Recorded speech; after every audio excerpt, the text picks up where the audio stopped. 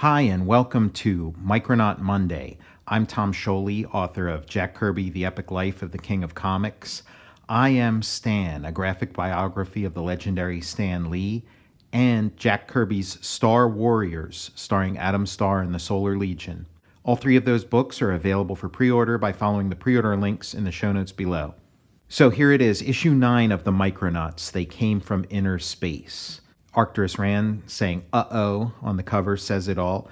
And this is one of the issues where we're well into the period where Michael Golden has been asked to incorporate more of a Kirby influence into his drawing, and we're really seeing it. We're seeing it a lot on this cover. Lots of squiggle and some Kirby-esque compositions. And as a Kirby fan, I'm loving it. But it's also one of the factors that drove Michael Golden away from the book, made Michael Golden, want to stop working on it. It was just one of many pressures, and it's sort of an unfair thing to insist that one artist try to draw more like another, especially when it's somebody whose own personal style is so just one of a kind and masterful, like Michael Golden's. Cementing that Jack Kirby look is the arrival of Al Milgrom, the series editor, as the inker, which makes me think that Al Milgrom might have been one of the people pushing for that Kirby influence. I can't say for certain. So where the story left off, again, we have some really nice color holds. We've been seeing those all through the series, and they're just a really nice addition of graphic intensity. The Micronauts have returned to the Microverse. They've spent pretty much the entire series on Earth, and now they're back at the Microverse, and they're heading towards home. Home is where the heart is. This is Spartak, the home world of Acroyear and his people. It's beautifully designed, this sort of double cluster of spiky stone, just really original and beautifully rendered.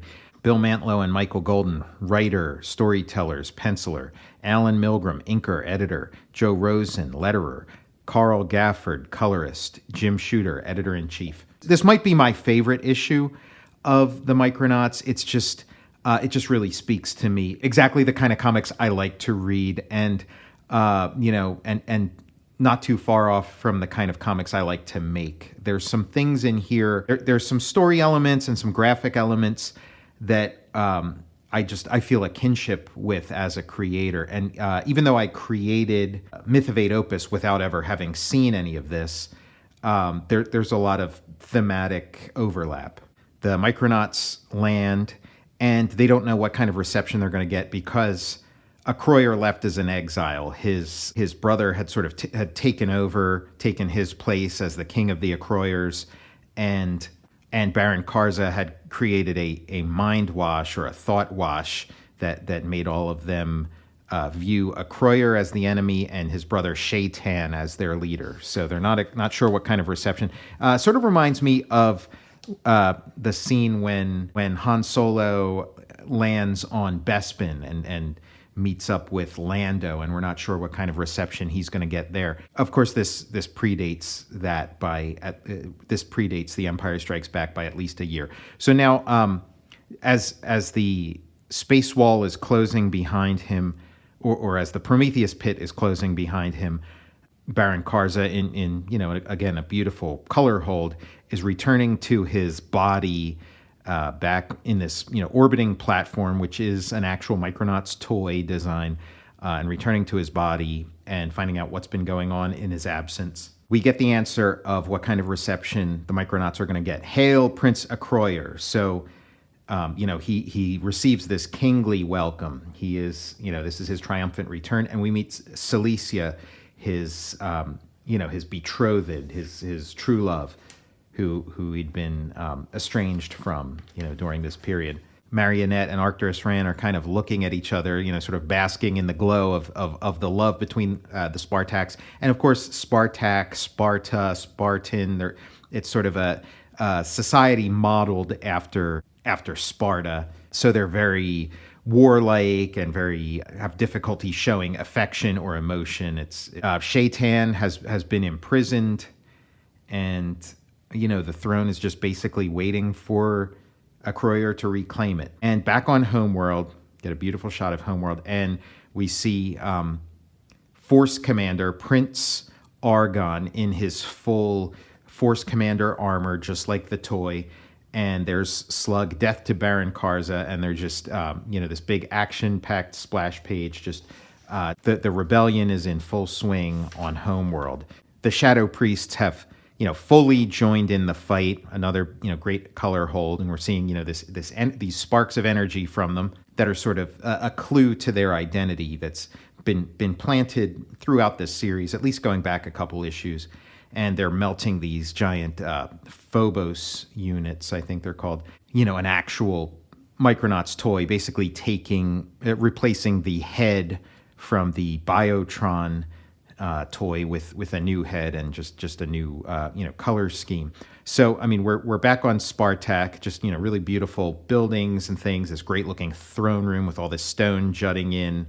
Bug puts his hands on the chin of one of the Acroyear. She lets him know that is completely unwelcome and throws him at the ceiling. This shot of Shaitan just really looks so like Ditko to me. And like, I think that's part of like Golden, this thing of like, oh, make it look more like Jack Kirby. He's kind of pulling in like just like a 60s Marvel influence, a little bit Kirby, a little bit Ditko. And again, still, 99% Michael Golden. The planet's shaking from explosions because Baron Karza's fleet has arrived. And we get some nice sort of tilted Dutch angle panels.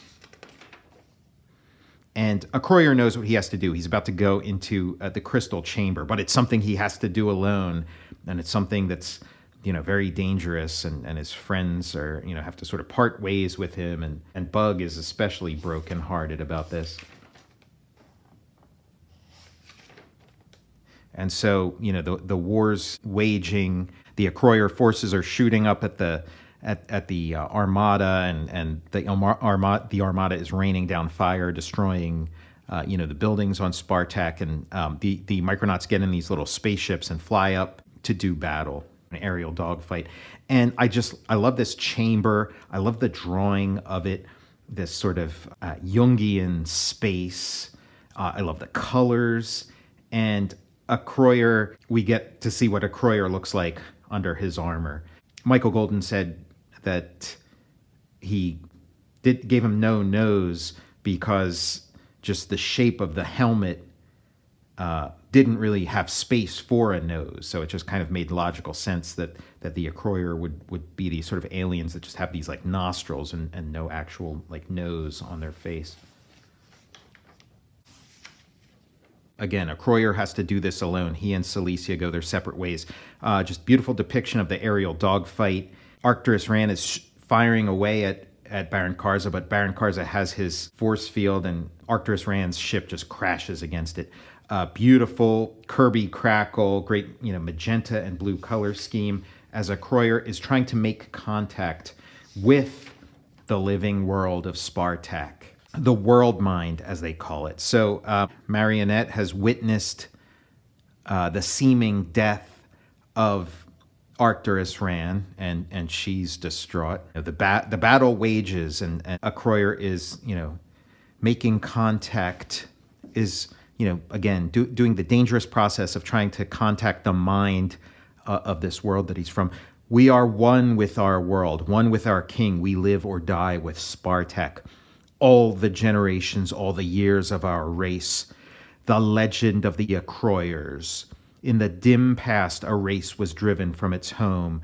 The fugitives wandered for millennia as exiles among the stars. Finally, they came upon a harsh, cold, forbidding world of stone. World, may we settle here, they asked. The world responded, I am an old world. I have lost all my children to the stars. To live on me, you must be hard and cold as stone. You must become a race of warriors, yet be faithful to me, and I will ever shelter you. The gentle wanderers agreed, and so came to dwell upon the world which they called by its name Spartak. They became strong, the fiercest warriors in the microverse, at one with the cold stone world which had given them a home, a world which would not let them perish. I am world mind. So, I mean, this is my kind of stuff. This kind of stuff just, really speaks to me. And this is just a great final panel to end this on. It's just, I really like this sort of, mythic turn that the series has taken as we make our way towards the grand finale. We're at issue 9, and this big ongoing story gets wrapped up in issue 12, and I'm here for it for sure. No letter column this issue. Just I think this issue ran, the story ran maybe like a page longer than normal, and so that's perfectly fine with me. I'm Tom Scioli, author of Jack Kirby, The Epic Life of the King of Comics. I Am Stan, a graphic biography of the legendary Stan Lee, and Jack Kirby's Star Warriors, starring Adam Starr and the Solar Legion. All 3 of those books are available for pre-order by following the pre-order links in the show notes below. I'll see you next time for Micronaut Monday.